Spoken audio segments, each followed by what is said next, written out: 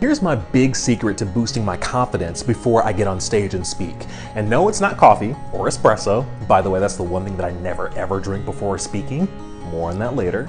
But I use something called the Selena effect. And I actually made that up.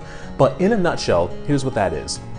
It's building a connection with your audience before you get on stage and talk to them.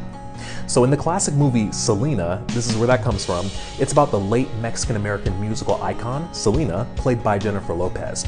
And in one scene, she was going to be interviewed by a room full of reporters, but had fears and doubts and some anxiety about whether or not she'd be accepted because of her accent. So what she did is she took an hour to walk the entire room and shake hands with people, say hello, give out hugs, and she did this with every single individual present, so that by the time she got on stage, she felt comfortable. She felt like she knew them, and they felt like they knew her. So I take this exact same approach before I speak. I'm always the one to arrive on scene at any event about 3 hours early, and I do it so that I can connect with as many people as possible, learn their stories, understand their priorities, why they showed up to this event, and what they're looking to get out of the day, and why.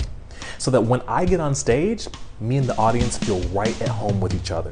And the added benefit is my content becomes even more relevant because it's now informed by those conversations.